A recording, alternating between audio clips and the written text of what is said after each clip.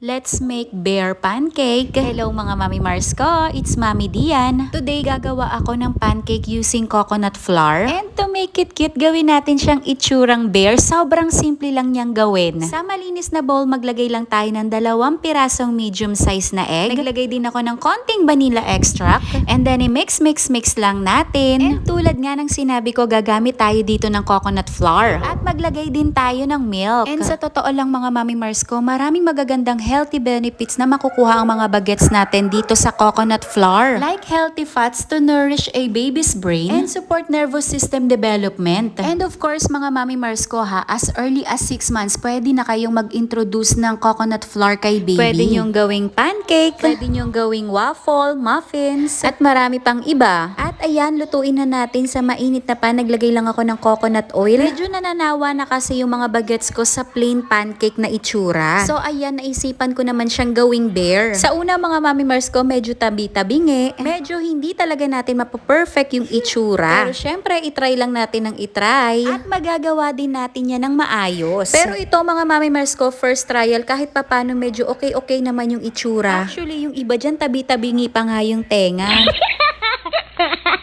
Ganito lang yung ginagawa ko, naglagay lang ako ng bilog na regular size ng pancake. Tapos pagdating sa tenga naman, kumuha lang ako ng kalahating kutsara and then inuusog-usog ko lang siya. Tulad ng ganito mga Mami Mars ko.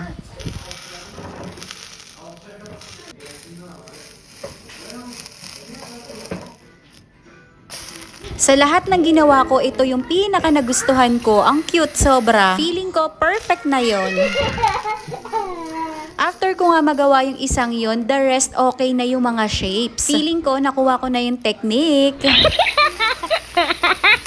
I'm sure mga Mami Mars ko, nagsasawa na rin yung mga bagets nyo sa plain na bilog na pancake. And why not? Try nyo rin yung ganito. Hindi rin naman siya ganun kahirap gawin. At para naman sa mata, ilong at bibig, gumamit lang ako nito. Chocolate stick. Actually, tira pa nga to sa mga candies nung Halloween. At ayan, di ba mga Mami Mars ko, ang cute niya kahit medyo tabingi.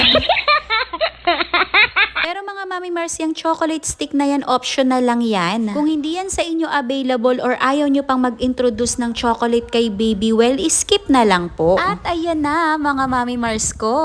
O diba, maiba lang tayo sa pancake. Kahit hindi sobrang ganda, at least, o diba, medyo cute naman siya. At least nag-effort ka na din. What important is healthy yung isa-serve nating food para sa mga bagets natin. At yan lang muna mga Mami Mars ko. Till next video. O siya.